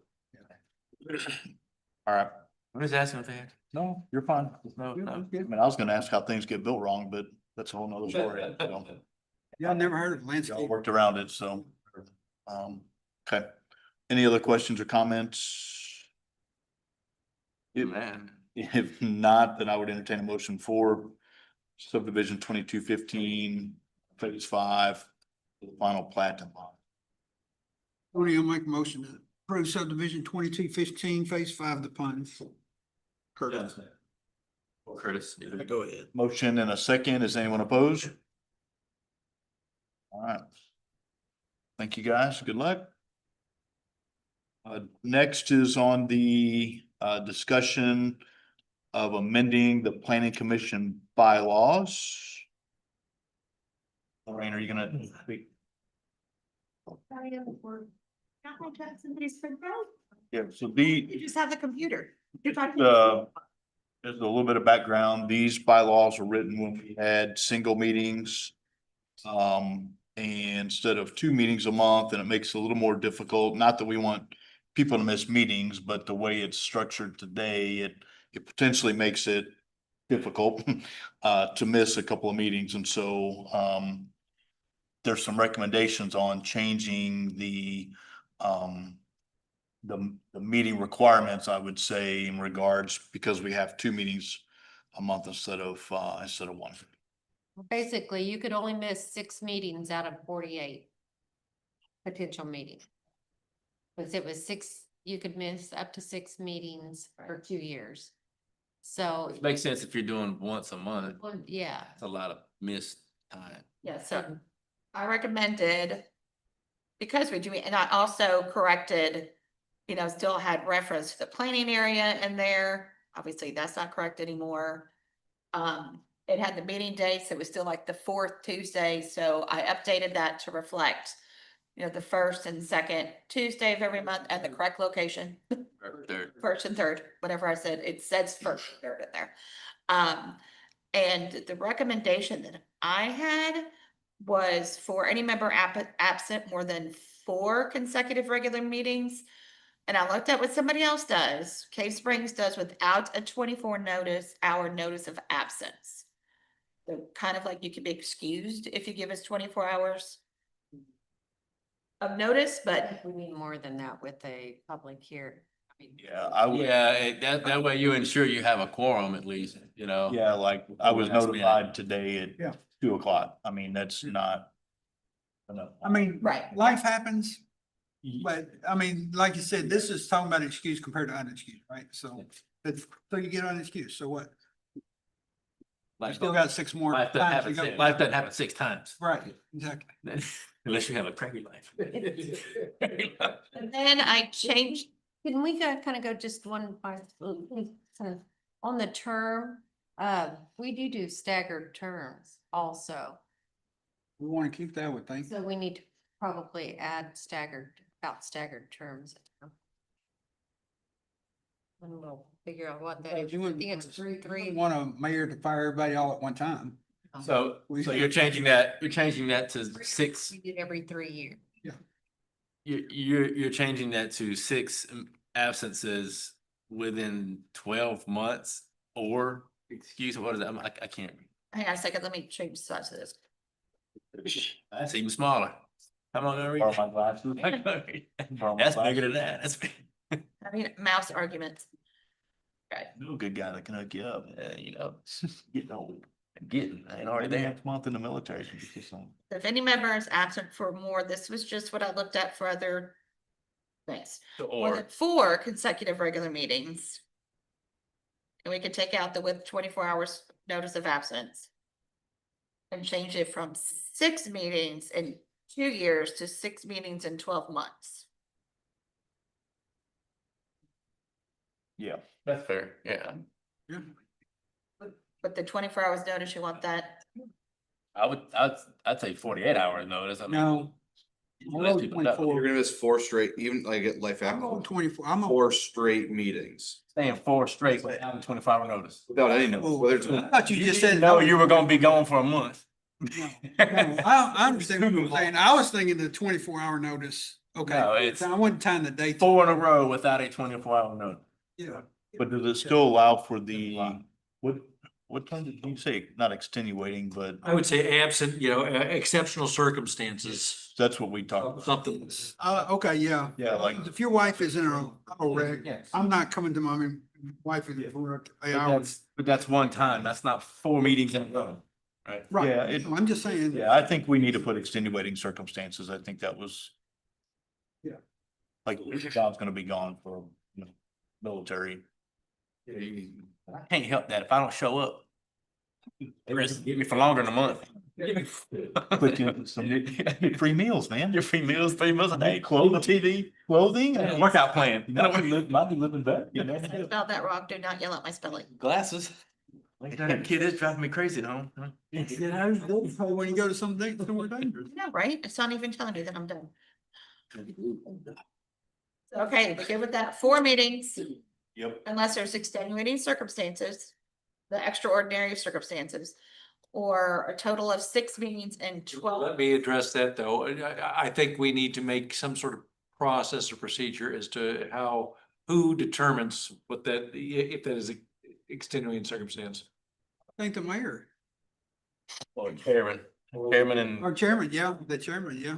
You can leave with the chairman's fine. Well, if it's chairman, then it goes to the mayor. Or vice chair, it don't matter. I mean, all we are advisor, it could go to maybe. I'd just leave it, No. I mean, yeah, I'd just leave it with the chair and.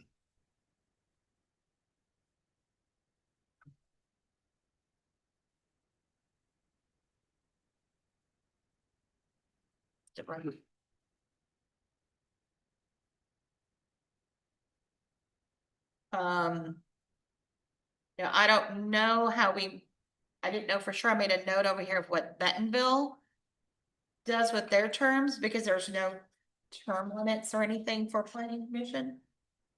In Bentonville, no member shall serve more than 2 5-year terms. Of course, ours is set up different, so I'll have to look to see how ours is set up, and it's odd that it's not in the bylaws We don't have a max. how they're set up, correct?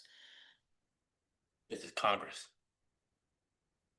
Cause I know there's been discussions about when somebody's term is up, if it should go out to be applied for again and redecided, or just you guys saying, hey, we still want to I stay. thought that's the way it was right now. It is. I thought Bill changed that to where it goes out to anybody that wants to apply can apply, and then you have to basically re-interview. Or, But I think the process should be, yeah, because I mean, we've got good members and I think there's a significant learning curve on this.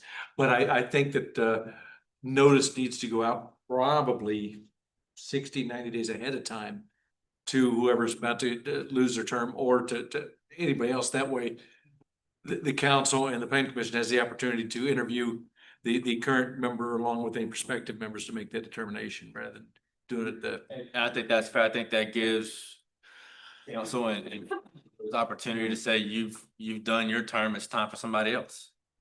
And not select you. You're a better candidate. Bye, Tony. Yeah, but I don't like just automatically being. Yeah, well, or taken off, because you've served 2 terms, if there's someone that's less, not qualified to take the position. We just know, even back when Sherman Kenyon was mayor, it was always just kind of put out there, it was volunteer, it's not appointed really in a way that it's an election or nothing, and we kind of went through some commissions, we wished we, but that's to your point. Right. You just open up, well, crap, we let that guy go and we could have, so it was always who was. You run the risk of getting rid of Kept experience volunteering and being Well, forced. currently the council has to approve our term anyway, right? They do. Yeah, I think I do, but I think procedurally, I think it seems like it comes up at the meeting, hey, we're up for reelection, yeah, we agreed it, we'll have Tony again, and then council, the following weeks, like, Tony, that's the only option we had, and nobody else applied, or, I mean, I just think it should be, that it needs to be we need to come up with some sort of process to publish that there is a potential opening ahead of time. I thought that's what we did anyway. No, We don't. hadn't, up Oh, we until advertised. recently, we haven't. We waited till like the last minute, and it's like, well, we gotta put. Until recently, we haven't put it out there for everybody to apply. Oh, okay. And I actually came up in one of our meetings is, hey, I didn't get a chance to, someone from the audience, I didn't get a chance to apply, and I would have liked to try it. We used to have it where it was always thought that city council member had to sit on here as well, and never was, I don't think, written in there, but my dad sat on both. Judy sat on. Judy was- There were 1,500, there were only so many people you could get to do it at that point. He hasn't missed a meeting in I don't know how long. That's de facto counts, right? But it's not that way now. Right, We right. never changed anything. Is Okay, go ahead. the state law does allow for 2 council members to. Yeah, I think but it wasn't mandatory that had. Wow. We have more people, so we don't have to have that duplication. But I don't think it was ever written where it's just allowed, not that they had to be. And that's what. Yeah, so they had to It be. kind of felt like before it was like, well, Judy had to be on here, Keith had to be on here, Jimmy. no, the last one was AJ. No, Kathy was on both. I mean, but there was never, it was allowed, but it wasn't mandatory. Is what, We had trouble getting people to be on the planning. yeah, we did, but I mean, nothing we took off. They were did to the planning commission.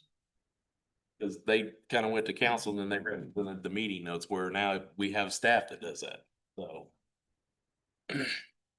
On this page, it's just minor grammatical changes. But I did update. Yeah, I do have the first and third. I typed it correctly and it didn't say it correctly. Of each month, and then of course the correct location because it still had the old city hall. And there's no sense people going over there. There's nobody there. I did add, because we do have work sessions and it hadn't been discussed before, so I added that work sessions can also be called. Then I had a question on this one. Obviously, it needs to be changed because we have the first and third, but if it's a holiday, do we do it the day after?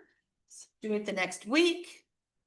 You would, yeah, I would just say it's normally first and third Tuesday with an exception of, whatever's pre-planned, right? You Figure it can out. move it around. I mean, we've done special ones in We've done between. both. We've done 3 in a month. We've done one.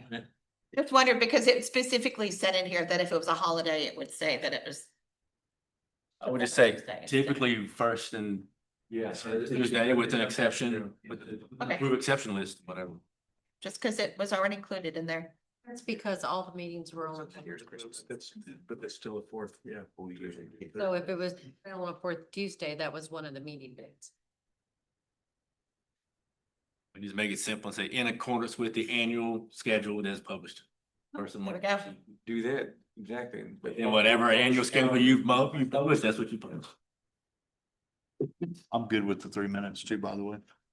What was that? I'm good with the 3 minutes. Yes, because we did not have that. I said, we need that included there. 8 o'clock. Some places do. And then I added that work sessions may be held as necessary with the chair, vice chair, or designated staff. Direct the work session and shall require orderly behavior discussion. No formal actions shall be taken or motions made at a work session. They shall be open to the public, but public comment is not required. This was taken from, I think, Bentonville. And work sessions may be joint sessions, including participation by other city employees, departments, and city council members. Then I did notice that we have added ratification of administrative approvals to our agenda, so I included a section on that. Since it basically went over the agendas and that wasn't included. And all of you guys, when you recuse yourself, yay, but you do have to leave the room prior to discussion. Where did you get that from? That is from We never left the room. the National APA. Cause I think that it may conflict I mean, of Information Act. you're not I voting. think that at that point, when they've recused themselves, they're a member of the general public and would have the right to attend. I would suspect that. I don't know, but that's, what's that? I agree. Check on that. I would think you're right on that. You can't refuse my information if I'm not. We can't. Citizen now. It's public building, right?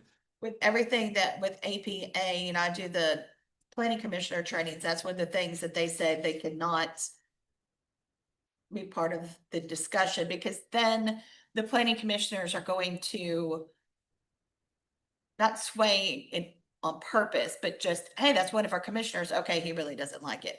But yeah, if you want to check on the legality, Yeah, I think, I mean, what we need to do is, I think Since the- APA is. Would that make sense? Stand out there. Some, with my, like, I wanna do a business, or I wanna, or I have something on my property, or I have something on my home. I've had to come here to I do, mean, I see what you're saying, to present. but it feels like we should have, once we recuse, we. Yeah, arguably, yeah, you want to put a deck. up. I've done that. I've had to come get an exception for about mine or whatever. APA. Yeah, so I think what we do is we talk with them and show them the Arkansas Freedom of Information Act, because it's, I think FOIA is gonna cover, control. Why that may be a. They will need to abstain from the discussion. Oh, absolutely. Yeah, I mean, they could make a comment, just as any other citizen can during public comment. But they need to abstain from they're in a. And we've done that before. If it affects our property, my property abuts this issue, I can speak my turn. You do have to leave the podium and sit in the audience, though, right? Yep, that's what we. They have to leave here. Step Yeah, down. yeah, they become a regular citizen. Right. And you can only speak during the public hearing. You sit down and shut up. For not more than 3 minutes. Yeah. Man. Well, then that's. 9, so if we have 5, This would still be. this would be fine with the 6, but I'm saying if there's only 5 of you here, when you get to recuse yourself, have quorums, you wouldn't even be able to hear that item. I would assume, I'm not a lawyer, but you'd have to table that topic. Yeah. So you have a quorum. Yes. You bring the topic back when you have 7, whatever. Okay, on this one, I had a question. I'm a lawyer, so I don't- Are we done? Sorry. Says such as 2 counts those. To pass, you have to have yes votes. What's that? What's your next question? This one here where it says public hearings shall be conducted, it said informally. Was that correct? Because in Bentonville, it states that it's formally. I was like, I think that's I formal. think that's incorrect. Okay. We do, what I thought, because that's the way it was listed in there, and I was like, is this right? That's the way it currently is, and that it didn't seem correct, so. And I did include that speakers be limited to 3 minutes unless the chair affords them more time. That was taken from Bentonville, and that's just good practice. You mean public? Public hearings. Yeah, speakers at public hearings shall be limited to 3 minutes. you might want to change it just to, comments from public or I'll work with you on that. Yeah. I took that from Bentonville. Yeah, cause that just sounds like it's any person who's. Right, right. Any type of public hearing. That's specifically. Yeah. Speakers participating in the public comment section are limited to 3 minutes unless something to that effect. I don't know. Yeah, that just, Yeah, we, Objective from we do, Bentonville. we do formally, we follow Robert's rules. You have to be. that's how I thought that was You very. have to give them the floor. Robert's rules. I wanted to make sure, it's like, did we do that on purpose? Brian's rule. Semi-quasi. You are given the floor. And I want to make it clear, I had Robert Rules of Order in like my junior year in high school, but no, that's not part of law. So it's, I want to make it clear, I'm not. Order. And then just I added a number so that, Wow. that was it. Like I said, there wasn't a whole lot, but definitely changed. Some things definitely needed to be changed. So I have a comment. I'll let you all finish your discussion. So I did a quick AI search. Uh-huh. And it does, I mean, it just says Arkansas courts have historically found no prohibited conflict when a planning board member recuses from voting but still participates in the general discussion. So this can vary by local ordinance, so. you can decide. That sounds Well- consistent with what I just said. No, no, okay, yeah, I don't, as a lawyer, we can't trust AI at all because. But That's why I looked it up. Yeah, exactly, yeah. Well, I did stay at home. We'll double check on that, but that's Yeah. what is taught in the planning Well, committee. but Arkansas, we have one of the most, I don't know if restrictive is the right word, one of the strongest Freedom of Information Acts It is in based the on. nation, so we're an exception probably to that, at least the file. But yeah, I have it there to clarify. Yes, ma'am, what was your? I want to go back to the 3.6 training and education. Okay. Well, let me get there. I really want to push on education, on taking some of the training. You have training classes available. The APAC training is so good. You can learn so much, and the decisions that you make can really put the city into, a lawsuit situation. So I think y'all do a great job, but I just think it's very important that you do some training, whether it's a required,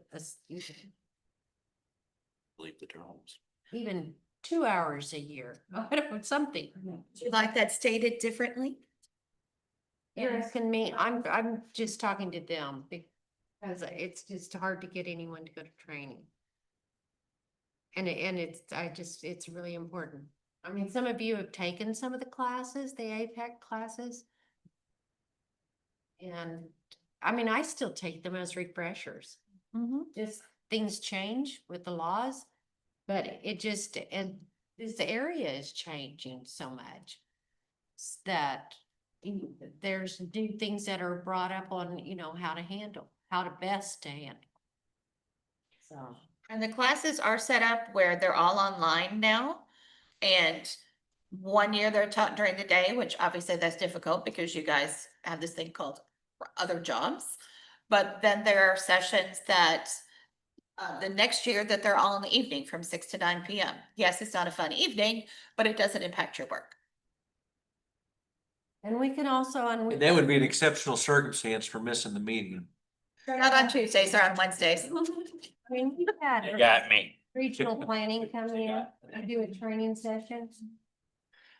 And, you know, I mean, we just don't have quite participation that I wish we did on some of that, when we have someone come in for a special training. But, so I just want to put it out there, y'all. Yeah, and I think it's important. I hate, yeah, let's talk. I mean, I think there's other ways versus putting something in here that says 2 hour, I mean, cause then we create work for people. Highly recommended. Yeah, but there may be other ways that we can, as a chairman, I may have some Okay. abilities to Are help. we allowed, and let's just throw it out there, like, there are times during the year where we end up canceling a meeting because there's no agenda or whatever. When we have training during that regularly scheduled, it's, you know about the schedule because you've already planned and prepared, and maybe we can throw a training event in some of those really light schedules. Fast enough, but a lot of times those are like, oh. If it's online, you can click on it anytime you want to. If it's there right now, and then you click on it when you want to and bring it up, right? No, these are like specific classes. You have to sign up. There's. Oh, it's not stealth-based. Oh, they're not webinars? I thought, well, the ones I attended were. No, they're online, but they're actual courses that are pre-scheduled and an instructor there instructing the class. Which is something that was just an idea, when we have a light schedule. Or no schedule. Get other things in when we have like schedules, unless we have been so inundated with doing another project, you know, that. Well, we've had training sessions here from Garber. That lady from Garber came and had given us training. Hawkins used to have. A lot. I'll get with you. I think there may be other ways we can work on it. Anything else, Matt? No, I think just going over this with Brian and get. Yes. I mean, is there anything else y'all would like to add to your bylaws? I think it'll be good to be In a minute. 9 years, right? All right,